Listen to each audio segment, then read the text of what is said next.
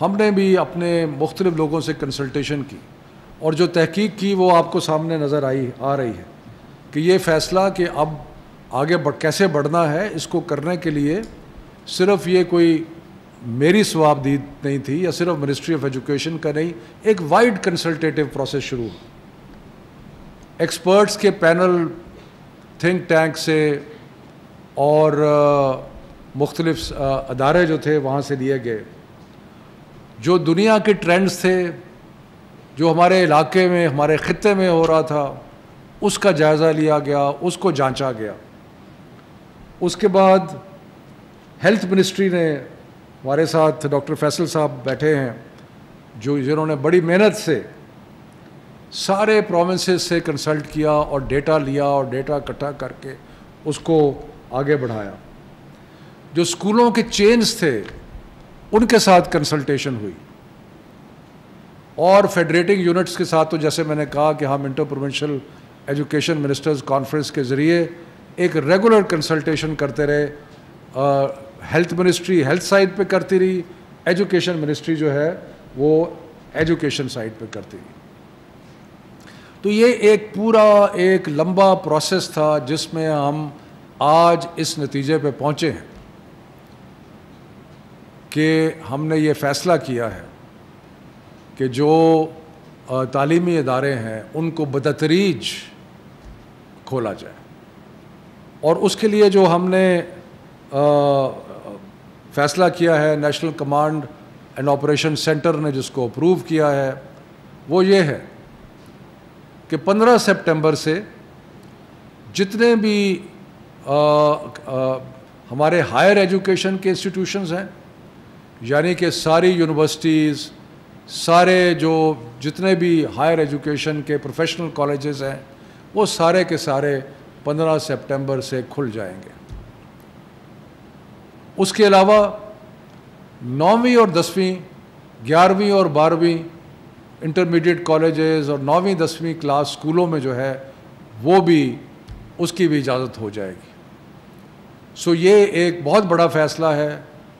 اور میں یہاں پہ آگے بڑھنے سے پہلے میں والدین کا شکریہ ادا کرنا چاہتا ہوں جنہوں نے انتہائی تحمل اور صبر سے یہ 6 ماہ گزارے۔ مشکل وقت تھے، بچوں کی تعلیم کا حرج ہو رہا تھا، بچوں کی ایکٹیویٹیز جو تھیں وہ رک گئی تھیں، لیکن سب نے انتہائی تحمل سے اس وقت کو گزارا، اور ہم آج اس مقام پہ پہنچے ہیں اللہ تعالیٰ کے فضل و کرم سے کہ ہم یہ کہہ رہے ہیں کہ 15 سپٹمبر سے ساری یونیورسٹیز، سارے ہائر ایجوکیشن کے انسٹیٹیوشنز، پروفیشنل کالجز اور جو 9ویں اور 10ویں کلاس ہے اس کے بچے وہ اسکول جو ہیں وہ اسکولوں میں آ سکیں گے۔ اس کے بعد بچوں کی صحت کو کیونکہ مانیٹر کرنا بہت ضروری ہے، 7 دن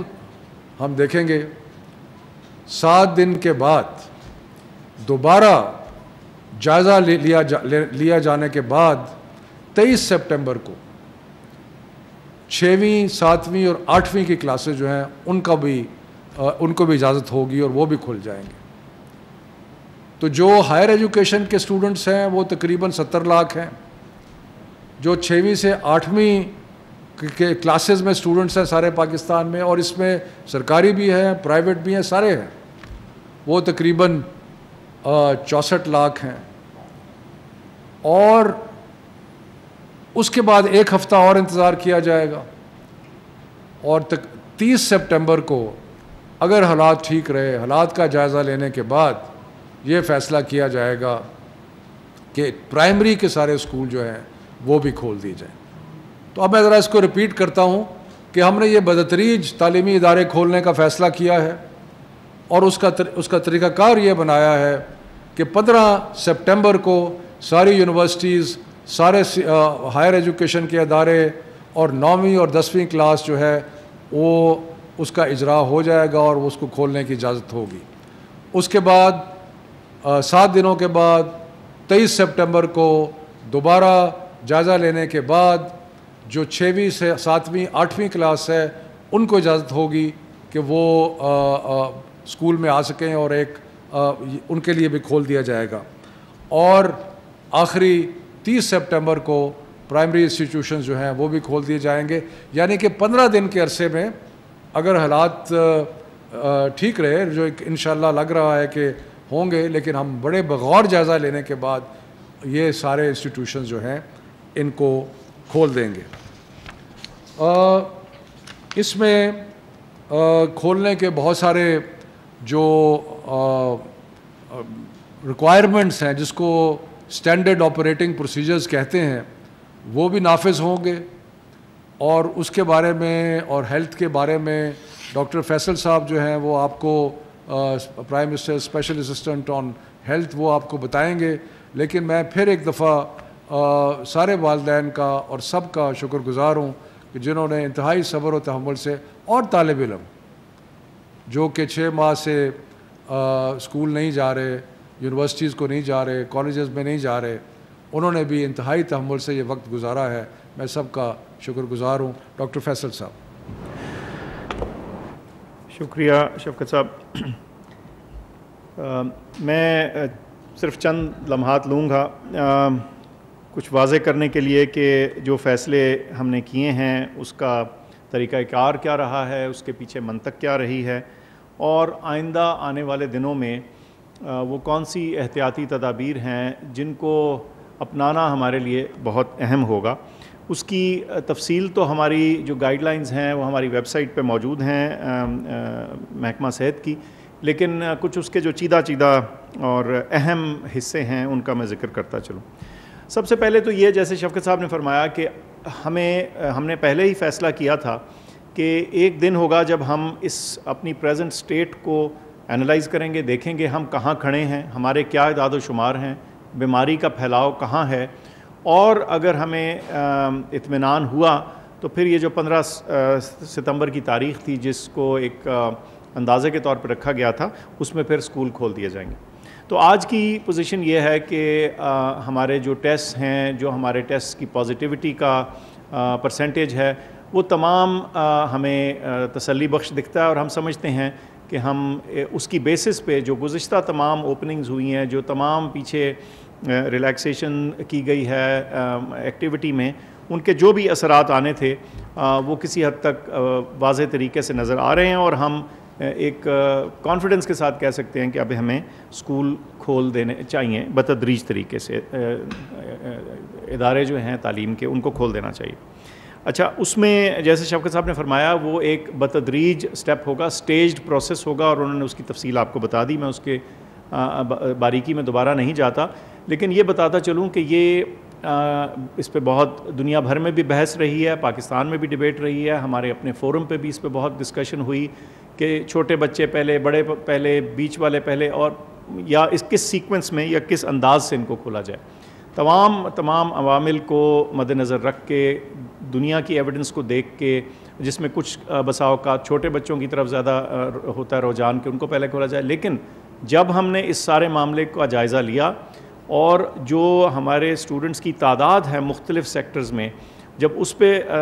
غور کیا اور ہمارے سوشل اور ہمارے سکولز کے حالات پہ دیکھا، تو ہم نے کلیکٹیولی یہ فیصلہ کیا کہ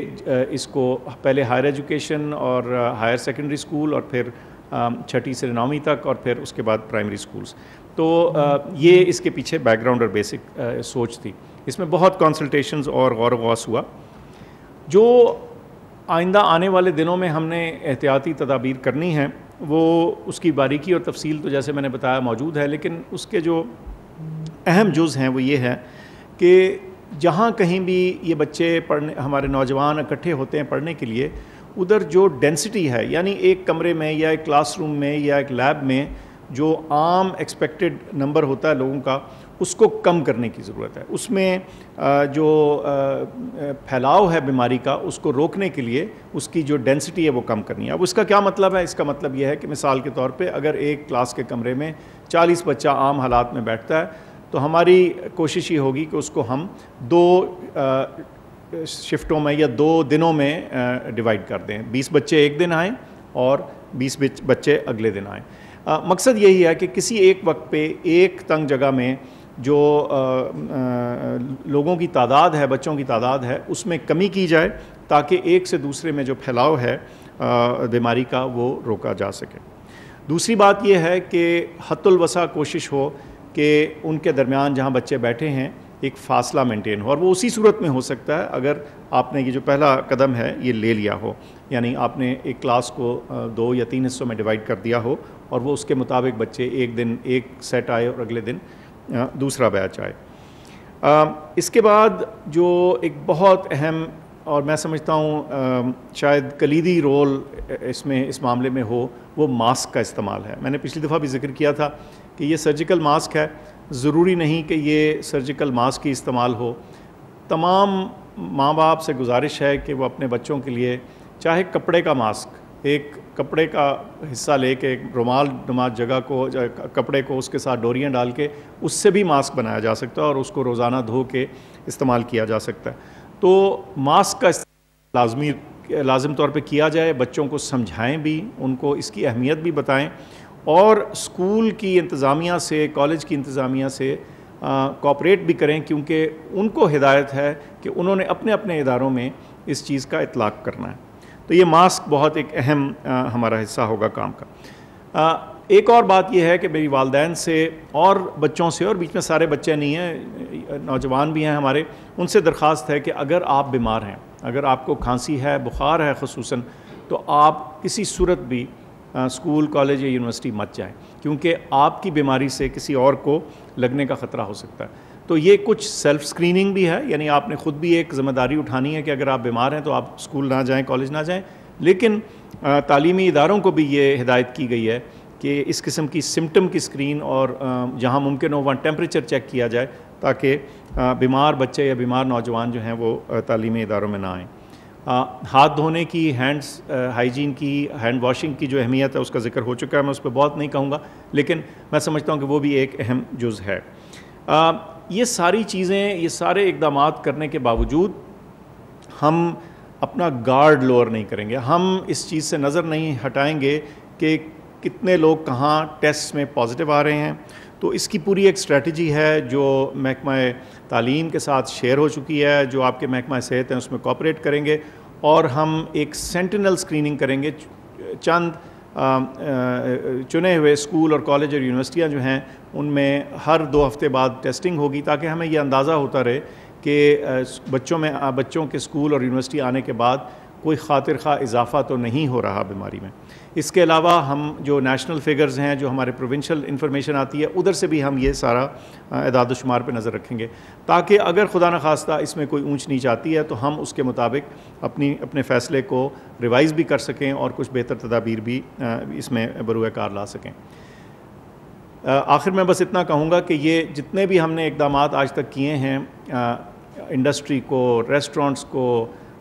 باقی چیزوں کو کھولنے میں، کہ ان میں یہ سب سے بڑا قدم ہے، اسی لیے اس پہ ہم اتنی زیادہ توجہ بھی دے رہے ہیں اور اس کو سب کو یاد کرا رہے ہیں کہ اس چیلنج کو مل جل کر اور کوآپریشن کے ساتھ